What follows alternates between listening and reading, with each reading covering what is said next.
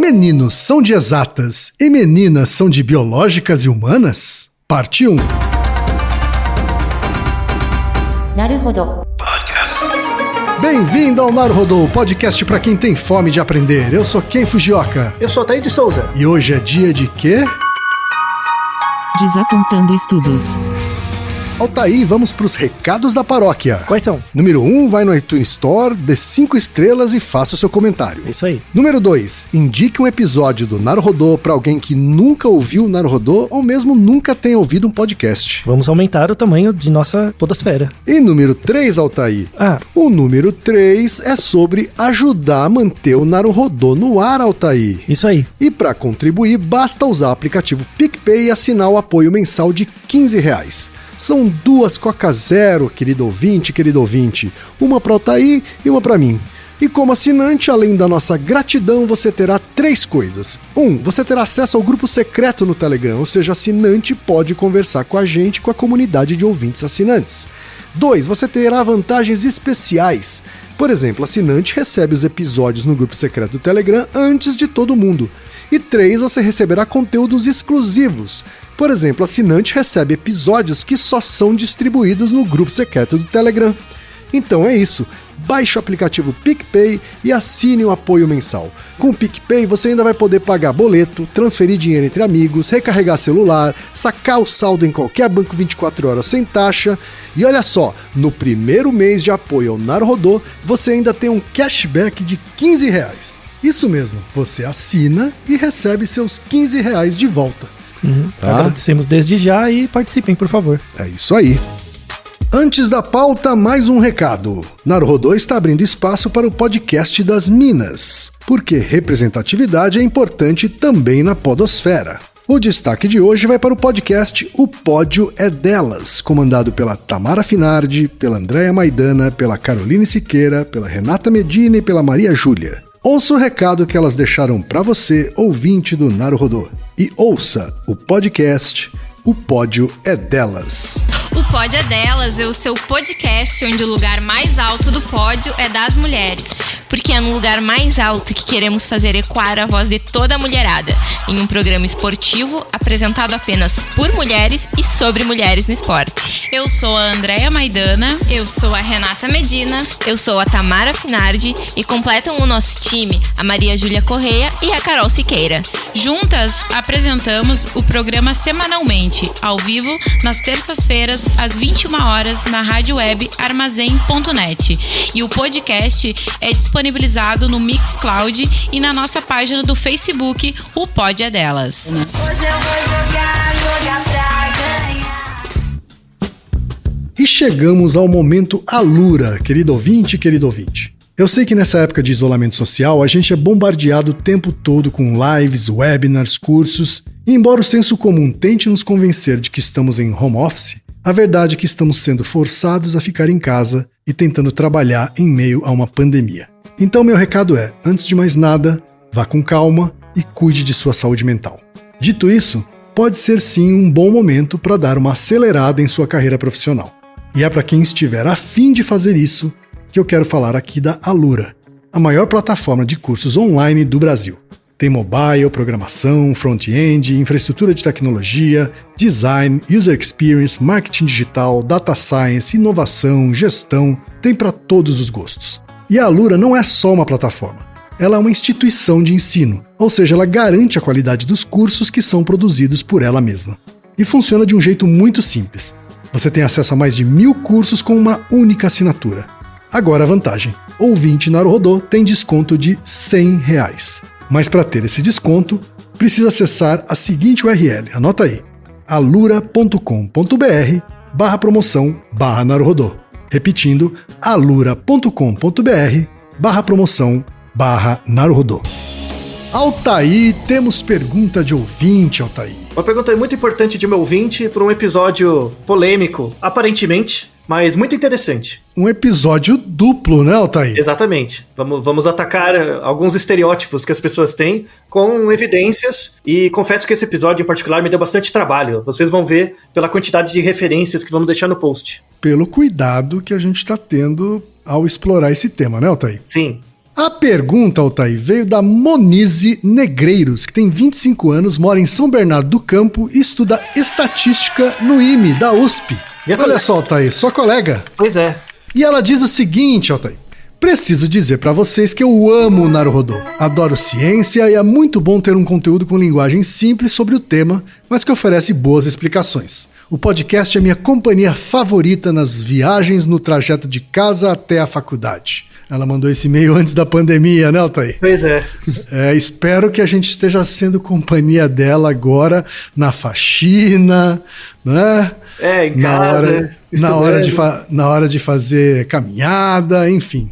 E ela diz o seguinte: eu gostaria de perguntar o que a ciência tem a dizer sobre a grande disparidade entre a quantidade de homens e mulheres que estudam e trabalham em áreas relacionadas com ciências exatas, engenharias, física, matemática, etc.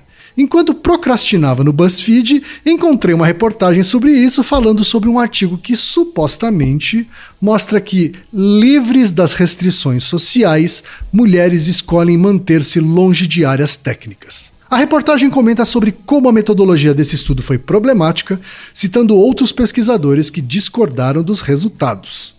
Como mulher estudante de exatas e curiosa, estou fazendo minhas próprias leituras sobre o assunto, mas gostaria de ouvir os comentários de vocês. Muitos abraços e tudo de bom, Monize. Olha aí, Altair. Muito bem. A Monize, aliás, ela faz parte de um site que chama Ela Está em Tudo, que é um site organizado por alunos e alunas do IME, né, e docentes, para promover a questão das exatas para as meninas, né, popularizar, dar mais acesso, visibilidade. É muito legal. Vamos deixar na descrição do site. Porque, de fato, é meio inquestionável que hoje a gente tem um cenário em que os homens predominam nas salas de aula desses cursos de exatas e, por consequência, também nos postos de trabalho, né, Altair? Isso, exatamente. Você é uma pessoa de exatas, né? Você era de exatas na sua época de computeiro, né? Eu já fui de exatas, exatamente. Mas acontecia isso na sua época? A minha época já tinha esse predomínio. Já era bem mais... Era uma classe de, 40 alunos e 30, pelo menos, eram homens. A primeira pergunta é, será que sempre foi assim? Né, vamos trazer evidências mostrando que nem sempre foi assim. Uhum. Evidências históricas eficientes, né? E, na verdade, o link, vamos deixar na descrição o link que a Monize colocou, né, do BuzzFeed, se refere a um artigo escrito em 2018, né, por isso que é um Desapontando Estudos, né, que a gente vai falar primeiro desse artigo, né, e aí a gente segue para outros tópicos associados. É um artigo de um autor que eu conheço pessoalmente, aliás, que é o David Gary. Ele escreveu em 2018 um artigo falando sobre diferenças, exatamente a pergunta dela, né? A diferença na proporção entre exatas humanas biológicas e a associação disso com o gênero, né? Com homens, meninos e meninas. Certo. E é um estudo grande, assim, tem vários países e tal, e eles associaram o resultado no teste PISA, né? Que é um teste de avaliação de crianças, né? E adolescentes. O PISA, ele tem 3 áreas, ele avalia 3 áreas, que é a área de ciência, matemática e leitura. E aí ele via, entre os países, né, as diferenças nos scores, então, se meninos tinham scores mais altos de ciência, de matemática, de leitura em relação às meninas e vice-versa, via associação disso com o país, se tinha diferenças entre países, e se tinha diferença também no número de pessoas que se formam em diferentes áreas, né, do conhecimento, e em inglês eles chamam de STEM, né, uma sigla STEM, que é ciências, né, science, tecnologia, engenharia e matemática. E aí tem alguns resultados interessantes, assim, inicialmente, falando desse artigo, assim, a descrição. Uma das coisas que eles viram era que existia um efeito de país. Tinha um efeito de país? Tinha um efeito de país. Tinham países que formavam mais meninas nas exatas do que meninos e outros vice-versa. E vice-versa. Aí, assim, eles pegaram países, por exemplo, o Bahrein, ou o Irã, sabe? Países onde existe uma diferença nos papéis de gênero muito forte. De forma estranha, nessas faculdades se formam mais meninas, proporcionalmente. E em países onde você tem uma maior igualdade de gêneros, né? E uma maior renda, então Noruega, Finlândia e tal, se formavam mais meninos. Então esse é um dos resultados, né, que eles acharam. Aí saiu o artigo, né? Tudo bem e tal. Aí saiu o artigo, beleza, o tamanho de amostra era grande, era um estudo interessante, a rigor.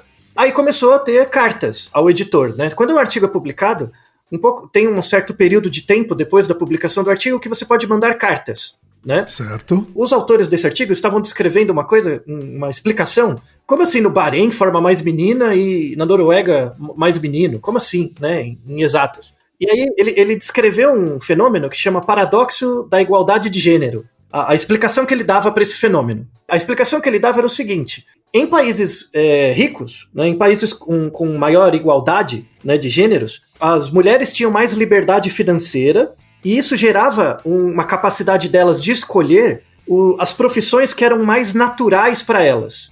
Tudo bem? Tá. Então, essa era a explicação que o autor deu, tá? Tá bom. Então... Aí tá bom, né? Aí começou a sair várias cartas. Eu já fiquei meio assim com a palavra naturais, mas então, vamos lá. Tem a ver com a área dele, tem a ver com a área do David Sherry, que é uma área que chama psicologia evolucionista, né? Que se preocupa com as causas finais dos comportamentos, né? O artigo recebeu várias críticas, tanto que vou deixar na descrição tanto o artigo, quanto uma errata que o artigo fez, porque as pessoas que mandaram cartas acharam problemas no artigo. Os problemas não foram graves o suficiente para o artigo ser retratado, tirado, não foi assim. Foram críticas mesmo, e foram boas críticas. Uma das críticas era o seguinte, era o jeito como eles avaliavam a proporção de mulheres que se formavam, tá, nos cursos de exatas. Tá bom. Eles não usavam um número, tipo, entraram 100 meninas, se formaram 20. Eles não usavam o número, eles usavam a proporção. Isso é meio problemático, porque a porcentagem, né, a gente vê isso no jornal o tempo inteiro. Porcentagem é um valor, é uma medida relativa de fenômenos, não é uma medida absoluta, tá? Sim. Se eu chegar para você e disser, houve um aumento de 100% nos homicídios em São Paulo, né? Aí você vai ficar assustadíssimo, né? Sim. Aí você me pergunta, quantas pessoas morreram ontem? Morreu uma. E hoje? 2. Teve um aumento de 100%. Sim, tá? sim. Então, quando você trabalha com medidas relativas, você desconsidera os valores absolutos, né? Verdade. É aquela piada do eu como um prato inteiro, você não come nada, então na média a gente come meio prato. Meio prato, isso. É bem por aí. Então, todas as medidas que eles usaram para comparar os países e os grupos eram medidas relativas. Isso desconsiderava o valor absoluto das estimativas, né, das quantidades. Por exemplo, um erro que eles detectaram era, por exemplo, você olhar o Bahrein e ver que tinha mais meninas que se formavam proporcionalmente, porque a quantidade de pessoas que entrava no curso era muito pequena. Então, se tivesse uma menina que se formasse a mais, já aumentava muito a proporção, entende? Sim, totalmente. Se entra 5 pessoas no curso e uma menina a mais se forma, já é um aumento na proporção muito grande, né? Sim. Então, em países onde a amostra era pequena, os dados não eram muito bem explicativos quando você tratava eles em porcentagem, né? Claro. Aí eles tentaram justificar isso e tal, teve toda uma questão, mas essa foi a principal crítica assim, que eu vi no artigo, era o uso dessa métrica relativa em vez da absoluta. Outra crítica que eles fizeram ao artigo, é em relação a essa explicação do paradoxo da igualdade de gênero, né? Uhum. Isso era muito fácil de rebater, né? Então, assim, tudo bem, podia ser que na Noruega, né, que é um lugar mais igualitário, até a página 2, né, se formavam mais meninos em engenharia. Tudo bem, podia ser, esse era o dado. Mas isso não quer dizer que as meninas tinham uma liberdade de escolher o que naturalmente elas iriam fazer. Na verdade, uma outra explicação é que, inclusive é um outro artigo, vamos deixar na descrição. Então, você questionar, será que a Noruega tem de fato uma igualdade de gênero tão grande assim? Né?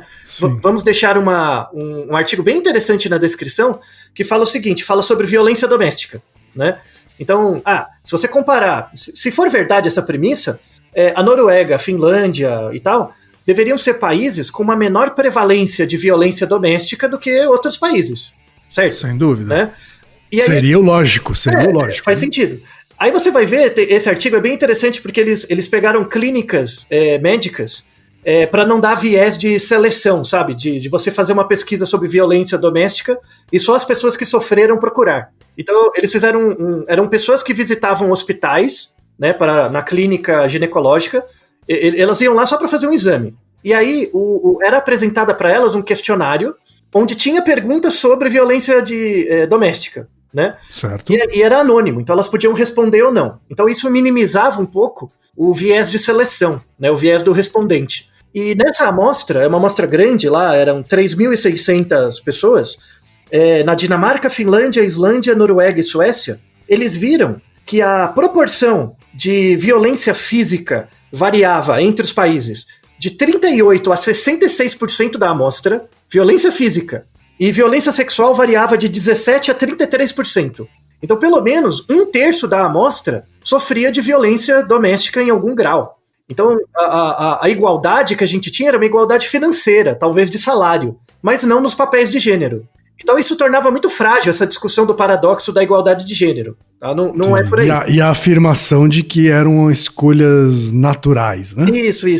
Assim, os dados são muito bons, né? Eu pego o dado do PISA, o dado é legal, ele é disponível, ele pode ser reanalisado. O que é muito legal de deixar público esse artigo é por causa disso, tá? Você pode reavaliar de vários jeitos, mas, de fato, o que o artigo mostra não faz sentido, tá? O que a gente tem de verdade? Assim, olhando, né? Os dados do artigo ajudam a mostrar. A gente tem, de fato, uma maior quantidade de meninos que se formam em áreas exatas, e uma maior quantidade de meninas que se formam na área biológica. Na área de humanas é meio a meio, é mais ou menos dividido. Mas existe, o que a gente observa como fenômeno é que existe essa diferença. A questão é o porquê. E aí, quem que a gente vai usar para explicar os porquês das coisas? Aristóteles? Muito bem, as 4 causas. E aí que entra o problema. Porque, em geral, as discussões sobre diferenças de gênero acabam ficando muito partidárias, assim, exatamente porque a gente divide as coisas em exatas, humanas e biológicas. A primeira coisa que a gente tem que desconstruir, e a gente vai tentar fazer isso nesse primeiro episódio, é a questão de que exatas, humanas e biológicas é algo tão natural quanto os papéis de gênero, por exemplo. Então, essa diferença de exatas, humanas e biológicas é uma coisa que surgiu com a Revolução Industrial. Tem aí 300 anos. Então, não dá para você comparar, por exemplo, o papel biológico do sexo feminino ou masculino na reprodução, por exemplo, com o papel de exatas, humanas biológicas, que é muito mais recente. Tá? Sim. Se você pegar 400 anos atrás, e você pega um advogado, o advogado também estudava matemática, porque era tudo junto, né? Era tudo misturado. Né? Não existia essa separação, né? Isso, tem o nosso Naruhodo, né? Se existe uma ciência para além das exatas, humanas biológicas, né? Que a gente discute bem isso, né? Que é uma coisa muito recente. Sim. Mas isso não quer dizer, ao mesmo tempo, que homens e mulheres sejam iguais. Tem o nosso Naruhodo 23, que era se cérebros de homens e mulheres são diferentes. O objetivo desse primeiro episódio, a gente vai atacar as causas materiais e formais das diferenças entre homens e mulheres, tá? Certo. E eu vou fixar aqui diferenças de sexo biológico. Não vou falar diferenças de gênero, nem diferenças de orientação sexual, nem de estratégia sexual. Caso você não saiba a diferença entre esses 4 termos, sexo biológico, identidade de gênero, orientação sexual e estratégia sexual, a gente gravou um Naruhodo, que é o Naruhodo 84, que é o que leva uma pessoa a ser transgênero, em que a gente explica bem essas 4 diferenças. Tá? Então, uma coisa importante desse Naruhodo 84, uma mensagem que eu quero trazer aqui é o seguinte: isso é biológico, tá? Uma coisa que eu quero salientar agora, que eu quero trazer desse episódio 84, é a ideia de pressão seletiva. Pressão seletiva diz respeito à espécie como um todo, não aos indivíduos, a espécie como um todo, tá bom? Então, se a gente puder olhar toda a população humana, existe uma diferença que a gente pode estabelecer entre as pessoas, independente de orientação sexual, de gênero, de sexo, independente. Tem uma coisa que diferencia todas as pessoas, que é a sua capacidade de gerar filhos ou não. Então, não importa o que você acha do seu corpo, a sua orientação, suas preferências, existem pessoas que nascem com a capacidade fisiológica de ficar grávidos e outros não. Se existe essa diferença, isso já é um desafio evolutivo. Já existe um desafio evolutivo em pessoas que geram filhos, né, que ficam grávidos, e aqueles que não geram. Isso a gente traz desse episódio, né, sobre transgêneros. E aí, isso é um desafio que acontece em várias espécies. Por exemplo, quando você pega o sapo, a reprodução do sapo é externa. Então, o macho e a fêmea colocam lá os ovos na água, acontece a fecundação e os sapinhos nascem ali. Então, as pressões seletivas para o sapo não levam em conta características anatômicas. Tanto é que você tem várias espécies de sapo que o sapo troca de sexo. Ele é macho, depois vira fêmea, depois volta a ser macho, dependendo da população de sapos na região. Acontece com várias espécies de sapo. Quando que isso muda? Quando os organismos vêm para a Terra. Quando eles vêm para a Terra, acontece a necessidade de você ter alguém que é fecundado e alguém que fecunda. Ou seja, acontece uma pressão seletiva para o desenvolvimento de órgãos sexuais mesmo, já não é externo. Sim. As coisas. Porque na Terra você não tem essas características que a água possibilita. Isso. Então, por exemplo, a pressão seletiva para a evolução do cérebro de um anfíbio, né, é muito mais flexível do que de um réptil, né? Porque o réptil tem que ter aquele que inocula e aquele que é inoculado, que é fecundado, enfim. Só que as pressões seletivas, elas atuam no desenvolvimento das características físicas, então no desenvolvimento de uma vagina e de um pênis, por exemplo, mas não com a mesma força no desenvolvimento do cérebro. Então esse é um ponto importante. As pressões seletivas para a evolução do cérebro não têm o mesmo padrão das pressões seletivas biológicas para a evolução dos órgãos sexuais. Tá? Sim, claro. Então você associar, por exemplo, o gênero homem ao pênis, existe um ruído, não é 100% de conexão. Então o gênero masculino com o pênis, na maior parte das pessoas acontece essa paridade, mas não é 100%, existe uma certa variação. É como se a gente tivesse um cérebro de RAM na nossa cabeça, que tem uma flexibilidade maior para ser masculino ou feminino, mas o nosso órgão sexual não, ele é mais fixo, tá? Ele não pode se alterar, senão é muito disfuncional para a reprodução. Lembrando que a seleção natural, ela sempre seleciona o gene, ela dificilmente seleciona o indivíduo, nas teorias clássicas de evolução. Então, feito esse esclarecimento de que as pressões seletivas para o cérebro é diferente dos órgãos sexuais, faz sentido a gente pensar que existem diferenças entre cérebros de homens e mulheres. Existem diferenças, tá bom? Entre os cérebros. Muita gente fala, não, o cérebro de homem e de mulher é igual e tal. A gente vai mostrar vários artigos que mostram assim, quando você pega, por exemplo, o cérebro e você fala de volume, tamanho do cérebro, existe uma diferença, tá? O cérebro dos homens, em geral, é um pouco maior. Mas os homens são um pouco maiores também, né? Então, sim, você tem que ponderar isso. Tem uma proporcionalidade aí, né? Física. Você tem que ponderar isso pelo tamanho do organismo também, né? E aí você vê, quando você pondera pro tamanho do organismo, a diferença entre o tamanho, né, do cérebro do homem e da mulher fica menor. Mas o tamanho do cérebro não é diretamente relacionado com inteligência, por exemplo. Não tem a ver com tamanho, tá? E aí tem vários artigos que a gente vai deixar na descrição que começa a quebrar isso em partes menores. Não, se eu dividir o cérebro em pedaços e olhar áreas diferentes, será que o tamanho de certas áreas é diferente dependendo do sexo? Ou o volume de cada área? Ou a densidade de neurônios em cada área? Quando você sai do macro, não tem diferença, mas quando você vai aproximando nos pedaços, parece que tem, tá?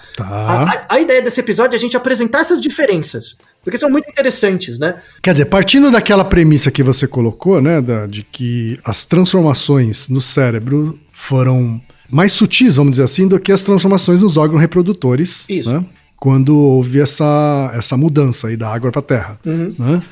Então dá para supor que as diferenças entre os cérebros existem, mas também são bem menores do que as diferenças entre os órgãos reprodutores. Exato, essa é a ideia. É essa a ideia. Uhum. Tá? E lembrando que isso aconteceu numa escala de bilhões de anos. Tá bom? Sim. E lembrando que não importa muito assim, o que você faz com a sua vida, se você nasce do sexo feminino, você tem a capacidade, caso você queira ou não, de gerar filhos. Isso é um desafio evolutivo também, né? Mesmo que você não gere, do ponto de vista individual. Mas às vezes você pode gastar mais energia, mesmo não querendo ter filhos, investindo nos seus sobrinhos. Porque o seu gene tá também no seu irmão, na sua irmã. Então você faz várias estratégias comportamentais para, no fundo, isso não é consciente, né? Mas pensando na espécie, passar os genes para frente. As pessoas acham que passar o gene para frente é ligado só à reprodução. Às vezes não, é ligado à cooperação também. Inclusive gera vários outros naruhodos isso, mas para não ficar muito longo, vou ficar por aqui. Isso. Esse artigo de 2018, ele viu uma amostra de 5.000 pessoas, um pouco mais de 5.000 pessoas, e ele fez uma análise bem detida, assim, é bem, bem legal esse artigo, mostrando diferenças de volume, conectividade e volume de várias áreas do cérebro de homens e mulheres. E aí, veja que interessante. Quando você pega o cérebro inteiro, o do homem é um pouquinho maior. Até aí tudo bem. Aí quando você quebra em pedaços, né, ele avaliou 68 áreas. Tá? Ele dividiu em 68 partes. Tá. Em 68 partes, dessas 68, em 14, os homens têm um volume maior. Em 12, as mulheres têm um volume maior. E nas demais não teve diferença. Olha só. Tudo bem? Uhum. Então quando você olha os pedaços, os homens têm áreas maiores para umas coisas e as mulheres para outras, né? Certo. Mas mais da metade das áreas, elas eram similares. Elas eram muito similares, assim, não tem nenhuma diferença. E o que é muito interessante, porque de fato reflete os dilemas evolutivos, né? E aí, uma discussão bem legal que eles fazem nesse artigo é a questão hormonal, porque a maneira como os hormônios, né, testosterona, estrógeno e tal, agem no corpo de homens e mulheres é diferente. O balanço da testosterona e do estrógeno nos homens é mais constante. A variação ao longo do tempo é pequena, né? Os homens têm mais testosterona do que estrógeno, né? Então a razão testosterona e estrógeno nos homens é maior e ela é mais constante. Quando ela começa a ter uma pequena variação, começa a cair a quantidade de testosterona em relação ao estrógeno, você tem problemas mais pronunciados no homem. As mulheres não, as mulheres têm uma grande variabilidade, principalmente do estrógeno durante o mês, a progesterona, o TSH, que aí é o ciclo menstrual, né? Um grande efeito de diferença, não no comportamento, mas na estrutura do cérebro, se deve a efeitos hormonais. Porque o padrão de variabilidade dos hormônios das mulheres é maior ao longo do mês em relação ao homem, que é mais estanque. Inclusive isso, vamos deixar um artigo bem interessante, que é uma revisão de estudos em neurociência, sobretudo neurociência do rato, né, que usa estudos com rato, e eles olham que nesses estudos, é uma análise grande, eles mostram que são utilizadas, em média, 5 vezes mais amostras de ratos machos do que fêmeas nos estudos. Então, imagina que eu quero fazer um estudo de neurociência para estudar uma área bem específica, assim, um estudo bem molecular. E aí eu vou fazer uma amostra do cérebro do rato. Se eu coletar só rato macho, eu posso até entender o funcionamento da área, mas a capacidade de explicação comparativa que eu posso fazer para o humano só vai ser relativa a cérebros de homem. Então, existe uma das áreas de pesquisa básica que mais tem viés de sexo é a neurociência, porque os pesquisadores só usam rato macho. E a razão pela qual eles não usam rato fêmea é porque a fêmea tem um ciclo hormonal a cada 6 dias. A cada 6 dias tem essa variação. Então, a variação dos hormônios no cérebro muda muito. Só que aí, ao invés de eu tentar incorporar essa complexidade no meu fenômeno, coletando ratas fêmeas e aumentando a amostra um pouco, né, para lidar com a variabilidade, eu prefiro só coletar rato macho e aumentar a minha validade interna, né, do estudo. Só que aí você perde a validade externa, né? E esse foi um dos problemas, então. Esse é um dos grandes problemas, porque muitos desses estudos animais depois vão, no caso de remédio, para a indústria farmacêutica para teste clínico, né? E tem um artigo da Nature, 2010, mostrando esse viés de gênero nos efeitos adversos de remédio. As mulheres sofrem muito mais com o efeito adverso de remédio do que homem, por conta dos estudos clínicos, do começo do estudo clínico. Porque a mulher varia muito. E ao invés de você incorporar essa variabilidade no fenômeno, você joga fora e só pega o que é mais constante, para ficar mais fácil o estudo. E é uma simplificação, então, né? Não, tá errado. Não é uma tá errado. É um viés. Tem que aumentar o volume de amostras de rato fêmea, tá? Claro. Para aumentar as variabilidades, ver as idiosincrasias mesmo do fenômeno molecular que você está estudando. Porque quando você verifica um efeito molecular, depois você começa a aumentar para grupo, para o indivíduo, para a espécie, esses efeitos vão somando. Os efeitos colaterais vão somando. Então, muita gente, eu tenho certeza, muitas mulheres acabaram tendo efeitos colaterais deletérios por conta de remédio e tal, por conta dessa falta de padronização em estudos básicos. Só que é muito difícil de auditar isso, mas com certeza acontece. E aí, falando das áreas, especificamente, né? Quando você olha o cérebro inteiro, parece que não tem diferença no volume, mas quando você olha os pedacinhos, tem diferença em algumas coisas, né? Como se fosse um mosaico. O mosaico do cérebro de homem é um pouquinho diferente da mulher, os pedacinhos. Quando você olha de longe, é tudo parecido. Mas quando você olha de perto, tem umas diferenças, né? Certo. E aí tem um artigo, várias revisões bem interessantes sobre isso, vale muito a leitura, que eles associam isso com inteligência. Áreas do cérebro com inteligência. Quando eu falo inteligência, eu não estou falando do teste de QI, tá? Eu estou falando de uma coisa trazida pelo Spearman, né? Que era um dos primeiros matemáticos estatísticos e psicólogos da história, que fez as 2 graduações, era o Spearman, que chama fator G. Tá? Deixa eu fazer um parênteses sobre isso. Tem uma discussão muito grande, assim, se QI mede inteligência e tal. Eu quero fazer uma analogia. Imagina que eu tenho uma régua e eu quero usar essa régua para medir a sua altura, tá, Ken? Então eu coloco você na parede e uso a régua. E eu vejo que com uma régua eu consigo medir a sua altura. Eu não sei para que serve a sua altura, mas eu consigo medir, tá? Com essa régua. Aí, imagina que acontece alguma coisa e eu mudo a unidade de medida. Então, aconteceu lá, teve um consenso, em vez de a gente usar metros para medir altura ou distância, a gente vai usar uma outra unidade de medida qualquer. Uhum. Tudo bem? Sim. Então, a minha régua, a régua que eu tenho tá em centímetros ou metros, tá? Exato. Apesar da minha régua conseguir medir a sua altura, a unidade de medida que ela usa deixou de existir, tudo bem? Tá. A pergunta é, essa régua ainda serve para medir alguma coisa? Se a unidade de medida deixou de existir, não serve mais, né? Então, ela não serve, mas a régua, ela é capaz de captar algo que a gente chama de altura. Então, Sim. Por exemplo... Eu não consigo dar um número pra isso daí, bem, né? Muito bem, eu não consigo dar um número, mas imagina que a régua é um pedaço de pau. Eu não sei a unidade de medida do pedaço de pau. Eu posso chegar para, você tem 3 paus de altura, sabe? Alguma coisa assim, tá? Exato. Então, o que aconteceu com o teste de QI foi exatamente isso. Os testes de QI, em geral, né, eles são relacionados a uma variável interna da gente, que é chamada variável latente, que é chamado fator G. Então, quando você olha uma pessoa inteligente, que tá fazendo algo de forma inteligente, você repara, sabe?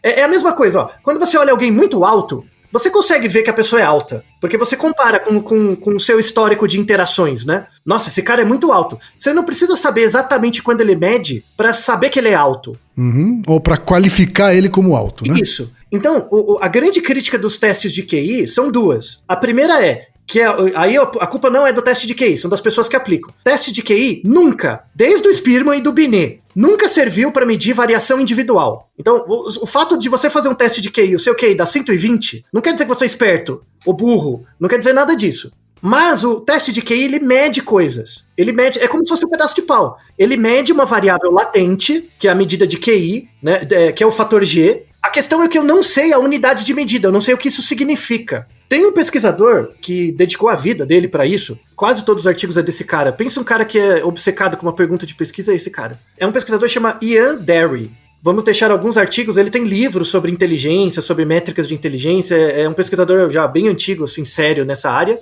e ele coloca coisas muito interessantes. Tem uma revisão que ele fez, que ele ataca exatamente essas áreas, né, do cérebro, assim.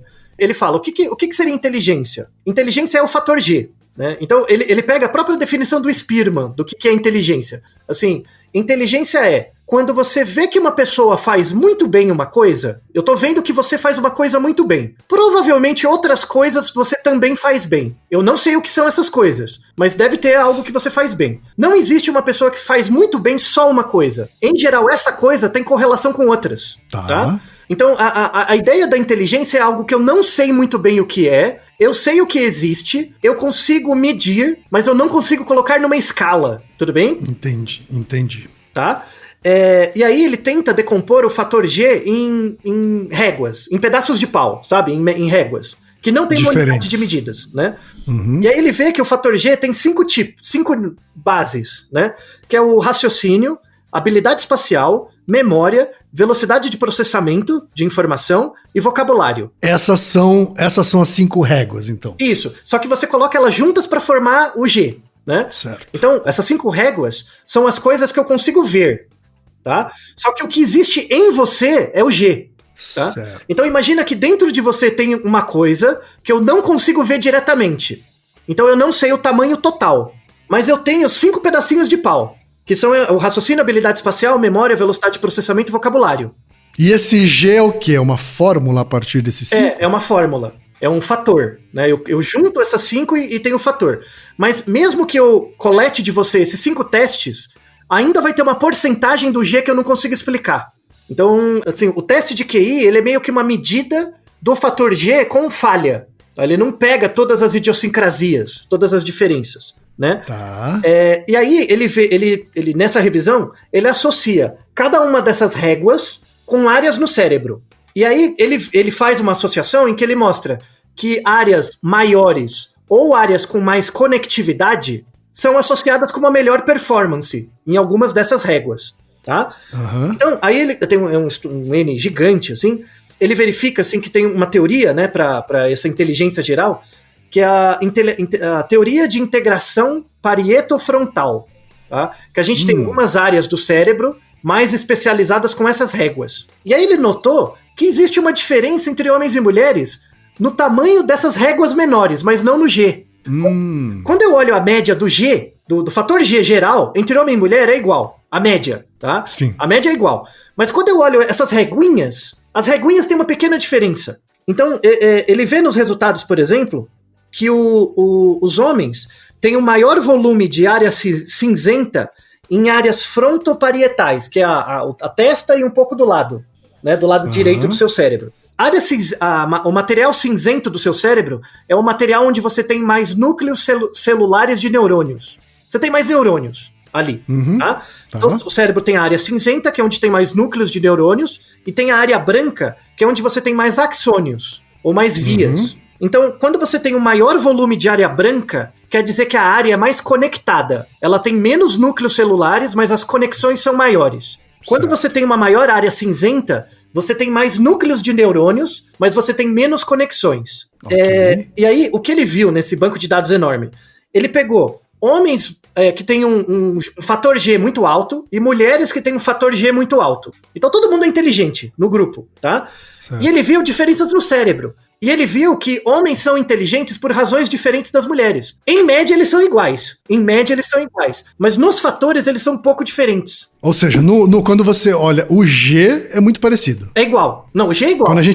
Quando a gente desmembra nessas 5 réguas, aí a gente começa a perceber diferenças. Exatamente. E essas diferenças refletem os desafios evolutivos, né? E é dessas diferenças que nascem aquele senso comum, assim, de que homem tem um senso de direção melhor, ou coisa do gênero, sabe assim? Então, aparece um pouco isso. Tá. Então, de novo, todas essas diferenças, apesar de elas serem estatisticamente significantes, elas têm um tamanho de efeito baixo. Porque aí volta na discussão anterior. O nosso cérebro é meio parecido com o do sapo. Então, apesar de você ser biologicamente homem, ter orientação sexual heterossexual, a identidade de gênero com homem, o seu cérebro pode ter pequenas diferenças nessas reguinhas, muito parecido com a mulher também. Então é mais fluida essa diferença. Até porque quando a gente olha no indivíduo, a gente tá vendo as idiosincrasias mesmo. Né? Muito bem, que é uma coisa que o teste não detecta, porque ele serve para medir as diferenças gerais populacionais, tá? Perfeito. Então, isso é muito importante. Porque senão você cai na eugenia. Quando você pega o fator G, o teste de QI como um todo, e tenta explicar você fica eugenista. Que é uma coisa assim que o Galton até queria, só que o Galton era estatístico. Mas o Spearman nunca quis. O Spearman era psicólogo. Ele falou, não, esse QI aí, ele não serve pra dizer se o Joãozinho é melhor que a Mariazinha. Não serve pra isso. Ele serve pra política pública. Pra eu verificar o primeiro uso do teste de QI, foi pra saber, nas escolas francesas, se eu tinha que categorizar as crianças nas classes por idade ou por competência. Que é uma pergunta muito útil. Quem garante que todas as crianças de 7 anos são iguais? Por que cada série tem que ser condicionada a uma idade? Essa é uma pergunta feita em 1910. Não tinha Piaget na época para mostrar as fases do desenvolvimento infantil. Era uma pergunta lógica. Era uma pergunta de saúde pública, mas não explicava os indivíduos. Mas aí entrando nessas diferenças locais, né? Quando você olha as réguas menores, os homens têm um score um pouquinho maior médio em habilidade espacial, e as mulheres têm um score um pouquinho maior em vocabulário. Em relação a raciocínio, memória e velocidade de processamento, é tudo meio parecido, tá bom? Certo. Então só tem diferença em 2 réguas. A habilidade espacial, por um lado, e o vocabulário para outro. Mas isso mostra que se mulher vai melhor em vocabulário, ela é melhor em humanas e biológicas. E se homem vai melhor em habilidade espacial, é exatas. Aí que tá o erro. Quem disse que a habilidade visoespacial só existe em matemática? Aí que é o ponto. Então, aqui que a gente começa a desconstruir algumas coisas, que são as percepções que as pessoas criam do que é exatas e do que é biológicas e humanas. Na verdade, essa questão da habilidade espacial, né, visoespacial, ela é muito útil, por exemplo, para leitura. Então, a habilidade visoespacial, a gente falou muito no Naruhodo, sobre por que algumas pessoas têm letra feia, tá? Verdade. Isso tem a ver com a habilidade visoespacial. E quem tem mais letra feia, homem ou mulher? Quem? Você lembra daquele episódio? Homem. Isso. Os homens, em geral, têm mais letra feia, assim, menos harmonizada. Então, quer dizer que eles têm menos habilidade visoespacial, porque a habilidade visoespacial é relacionada com leitura e escrita, não é só conta, né? Verdade. Então veja que a habilidade visoespacial ela não serve só para aquilo que as pessoas acham. E quando você pensa em vocabulário, as pessoas pensam em número de palavras que você lembra. E vocabulário não é isso. Tem a ver com a fluência verbal, com a maneira como a qual você usa as palavras. As meninas são um pouco melhor, principalmente quando são jovens. A partir dos 15 anos, a diferença de vocabulário tende a ficar parecida, principalmente por causa da escolaridade, né? Mas, então, a mensagem aqui é que, assim, os meninos vão um pouco melhor em habilidade visoespacial e as meninas vão um pouco melhor em vocabulário. A questão é, como você vai usar essa competência? Você não usa habilidade visoespacial só para exatas. Você pode usar também para ler um texto, para verificar um padrão, para artes. Você pode usar para várias coisas, não é só para conta. E o vocabulário? Você não usa vocabulário só para palavras. Você pode usar o vocabulário também para ideias ou para expressões. Então, por exemplo, quando você pega geômetras, pessoas boas em geometria, são pessoas que dão scores altos em vocabulário. Mas não é porque elas sabem muitas palavras, é porque elas guardam muitos conceitos, elementos. Então, existe o cara de humanas ou a mulher de humanas com boa habilidade visoespacial. Existe o cara de exatas e a mulher de exatas com alto vocabulário. É a maneira como você usa o cérebro. A mensagem final desse artigo é muito boa, que ele coloca que o fato de existirem diferenças não pressupõe que existe vantagem. A diferença não é uma vantagem. Diferença é diferente. A gente já falou disso em outros episódios, né? Deixar claro que diferença não é vantagem, isso. Né? E o problema é, quando você força a igualdade, você está, na verdade, massacrando aqueles que são muito diferentes. Que pode acontecer dos dois lados. Sabe? Sim. Então, uma sociedade igualitária, como a gente fala, né, a questão da equidade é uma sociedade onde todo mundo tem a possibilidade de desenvolver suas competências. Isso. E exercer as suas diferenças. Exato. Né? Então, por isso... Equidade não é transformar todo mundo na mesma pessoa. Isso. Ou um ideal, não é isso. Porque aí você cai na eugenia. Aí você cai nas falácias de representação social. O cérebro de homens e mulheres são diferentes. Isso quer dizer que homens e mulheres podem resolver o mesmo problema de jeitos diferentes. E aí que traz a fonte da criatividade, que é o ponto que a gente vai usar para o segundo episódio. Né?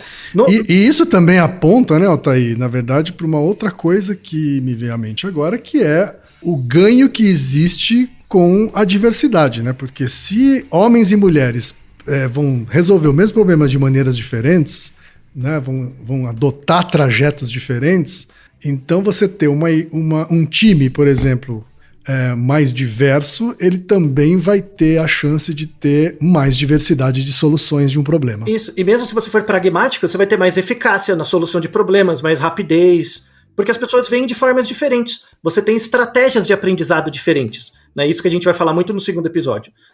Porque esse primeiro a gente falou muito de causa material e formal, né? Cérebro, área e tal. Agora no segundo a gente vai entrar nas causas eficientes. Tá? Perfeito. Mas só uma mensagem final, uma curiosidade desse artigo que é bem interessante. Esse fator G, né, composto por essas 5 réguas, né, todas essas réguas têm correlação com idade. Então, conforme você vai ficando mais velho, independente de ser homem ou mulher, você vai ficando mais velho, vai mudando essas réguas, o tamanho delas. Esse artigo é sensacional, porque ele mostra o seguinte, que conforme você vai ficando mais velho, os seus scores de raciocínio, habilidade espacial, memória e velocidade de processamento vão caindo. Você vai ficando pior. Vai diminuindo, né? A maquinaria vai falhando, né? Você vai ficando pior. Então, quanto maior sua idade, menor os scores nisso. Exceto uma régua, que é o vocabulário. Vocabulário não muda com a idade, a fluência verbal não muda com a idade. Tem uma piada implícita nisso, que sujeito social, né, de todas as sociedades, né, qual sujeito social você acha que, em geral, são pessoas mais velhas, assim, acima de 60 anos em média, 50, 60,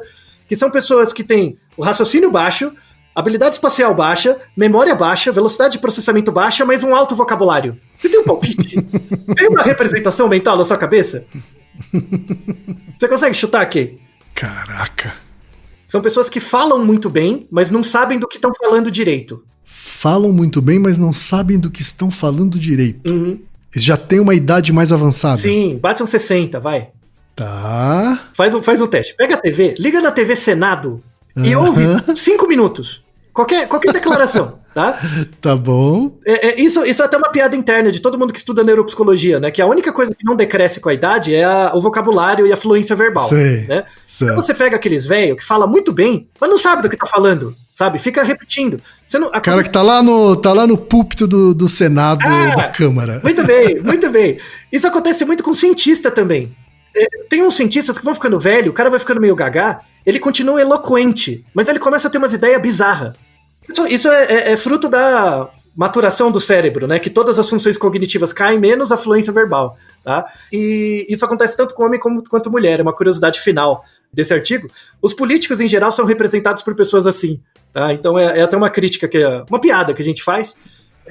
São pessoas em que usaram toda a capacidade cognitiva para chegar onde chegaram, aí vai ficando velho lá, a única coisa que não muda é a fluência verbal e todo o resto degringola, e você não percebe, né? Certo. Por isso que até hoje tem o Sarney, né, por exemplo, porque, né, não tem mais cérebro, só tem fluência verbal, né?